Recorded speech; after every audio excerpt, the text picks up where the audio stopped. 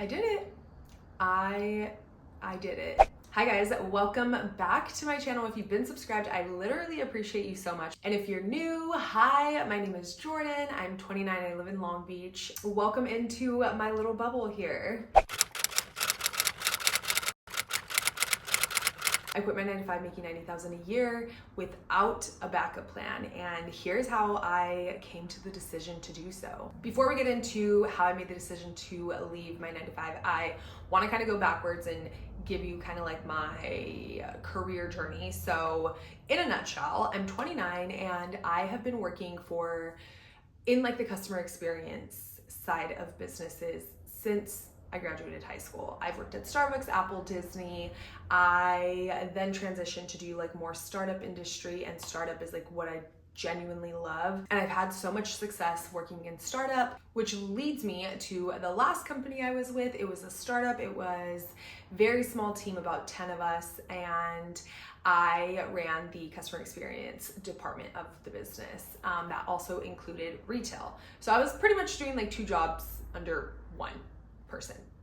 If you're not familiar with the startup industry, it is a lot of work. It's a lot more work than your typical 9-to-5. The expectations typically are a bit more, you kind of like dedicate yourself to this job, to this company, because it's a super small team. You're very close knit with everybody that is there, and you work very close and hand in hand with the owner, CEO, founder. So everybody's pretty much like hands in, bootstrapped, ready to like take this company to the next level. So there is expectation to like kind of not have a work-life balance, and that is just not something that is for me. And that's pretty typical in startup industry. I have worked for startups that are not like that, and they genuinely like want you to have a work-life balance, because then you can come to work and like really grind. But yeah, that leads me to the company I was at. I was there for about 3 months, which is the shortest I've ever been at a company other than like an internship. And I just knew it was time for me to go. The main reason I knew it was time for me to go was the mental wear and tear.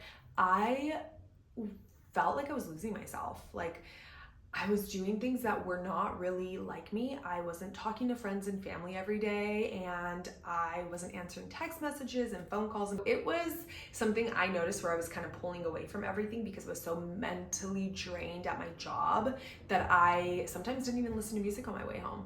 I would just sit in the car, my hour commute there and back, and be in silence because the job was so draining. So for me, that was something I had never experienced before, and I just was not okay with that feeling. We spend so much of our time at work. 8 hours of our time. A commute there, a commute back, 8 hours there. It's a lot of time that you are at this business, at this company, doing this job around these people. You want to feel good about the work that you're doing, feel good about the people you're surrounding yourself with, and love your job. For me, that is something that's super important. I know not everybody is like that, but for me, that's super important because in my personal life, I care about who I spend my time with, who I surround myself with, and I want to do something that is very fulfilling in my personal life. So I want to also do that, 5 days a week during my 9-to-5. And I just felt like I was not doing something that was fulfilling for me anymore. So the fact that I was feeling so drained, I knew that was like a clear indication, okay, something's not right here, and maybe this isn't for me. But it wasn't enough to make me leave yet. Like I mentioned, I didn't have a lot of energy when I would come home. I would come home and I would just want to sit on my couch and watch a show or something. And I typically don't even like to watch a lot of shows because it takes up my time and there's so much to do when I get home. But that's all I wanted to do, and I knew that that was not like me. So that was a second sign where I was like, oh, like all I want to do is come home and sit on my couch, and that's not normal for me. This feels odd and off. And along with that, I was drinking more during the week than I ever have. I would always want wine when I got home, and that's like not typical for me. It was something that I noticed and something that I actually had to actively stop. Like, okay, today we are not getting wine after work. You're gonna go home and you can just watch a show, but you're not gonna drink wine after work today. And for me to have to actively stop myself from getting a bottle of wine after work, like for me, it just wasn't healthy, and I was seeing things that did not align with me as a person anymore. And I felt like I was looking at myself, like if I came out of my body and I was looking at this person who wasn't me living their day-to-day life, and I was like, I gotta get out of here. What is happening to me? My second reason was that I felt like I was living to work. And I've also never felt that feeling. And for me, that was not a good feeling. I have never craved Fridays so much and dreaded Sundays and Mondays so much. Sunday, like midday, I would start feeling so sad. And I'm like, why am I sad? I'm like, oh my God, I have to go to the office tomorrow. Also, it is very different because I was fully in office, and I felt like maybe it would be different if I wasn't, but there is no flexibility with that. And so once I started feeling that anxious feeling, that sadness of just the angst of not wanting to go in on Monday, I had never really felt it to that degree. Everybody has like, you know, the Sunday scaries or whatever. It's normal, but to feel it in the degree that I did was not normal for me. And to really live for my weekends, I felt like I was not able to pursue anything else outside of my 9 to 5 when I got home or on the weekends, because I was just like, I want to get outside. I want to do something, see people, be outside. And I was literally living for my weekends. I just feel like living for my weekend was something I had never really experienced. I felt like with every other job, there was always like work-life balance. I was able to still get things done after work and have the energy and have the time. But by the time I would get home from this job, I would get home close to 7, and then I need to be in bed by 10 so I can get up in the morning by 4:30 and go to the gym. And it just, I was literally consumed with the job. I was living to work this job. And then Friday night I would come home and I would get ready and I would go out. And then Saturday, maybe same thing, maybe not. But then Sunday, you're getting your life back together for Monday. And that to me just did not feel very fulfilling. I didn't feel very fulfilled in my life. And the third and final reason is realizing that my morals and values outside of my 9 to 5, outside of my work, also play a huge role inside my job as well. So I felt like I said, I was only there for April, May, June, July, August. Okay, 5 months. I said 3, but 5 months. I was only there for 5 months, and I felt like as time went on, the mask just came off. And for me, I realized my morals and values are so strong rooted inside of me in my personal life that I don't really waver on them. But in my professional life, they still stand strong. And I realized when I was being tested with, this doesn't align with you morally, are you going to stand for this because this is where you get your paycheck from? And once I was faced with that, I realized no, like my morals and my values are still how I lead my life. I just didn't feel like I aligned morally in terms of our values. And that is really what ultimately led me to making my decision, was when I realized I was being confronted with morals and values that didn't align with mine and how I was going to face that challenge. And I realized my morals and values are how I really go through life, and that is like my compass, and I will not waver on them, whether it's where I get my paycheck from or in my personal life. So that is truly what made me make my decision. So yeah, those were the reasons that I chose to leave my 9 to 5. I will say that leaving your 9 to 5 is such a risk. And so before I resigned, I did think about it, okay? I thought about it, I asked for signs, so we'll get into that. I felt like it was the perfect time for me to do it. 1, I live very below my means. 2, I do not have any kids. 3, I don't have a husband or family or anybody that I need to financially take care of. There's nothing on me that I need to take care of other than my bills, my rent, my car, my everything, all of that. And I can do it. I can do it. I don't need this salary to do it.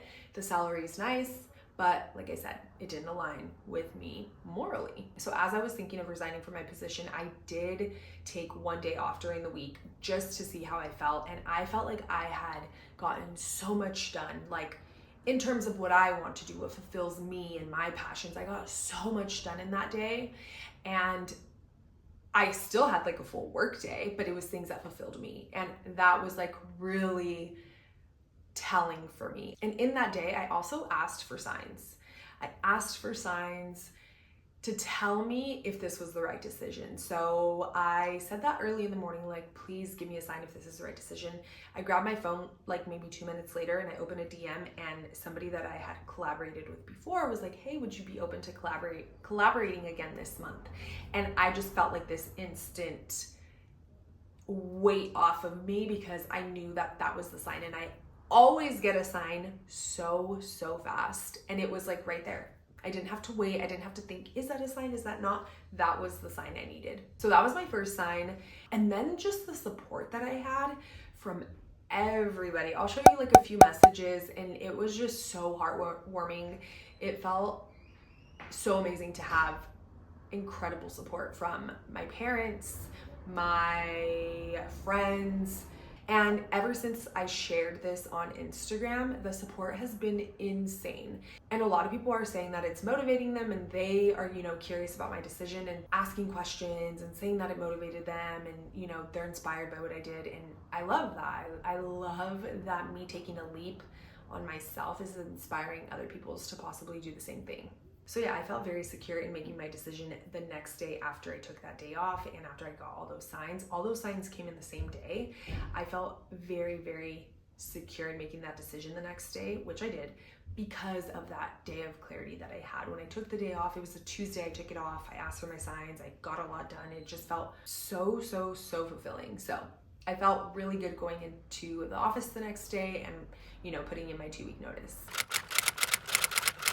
I'm sure you guys are all wondering what I'm doing now. So I am really focusing on like my content creation and really building a community there, here, TikTok, Instagram, and I really want to focus on building one in my community too. I meet a lot of females through social media that live in Long Beach, and I'm just very community driven and focused, and I want to do something that is community focused here with women that are single, like-minded.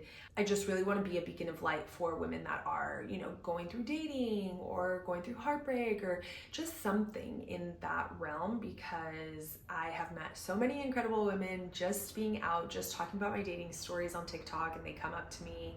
That is what fulfills me. Being able to meet so many people and realize like the world is so big, but so we all go through the same things at some point or another. So you never know how your story is helping somebody else. And I love that. I feel like I've gone through certain things so that I can be a voice to help others as they go through them. So that's one thing I'm focusing on. And then really building my freelance portfolio, doing social media management, social media marketing. So that's something I'm also super focused on. And yeah, I didn't really have a backup plan, honestly. I know that that's something people are probably wondering. Did you have a backup plan?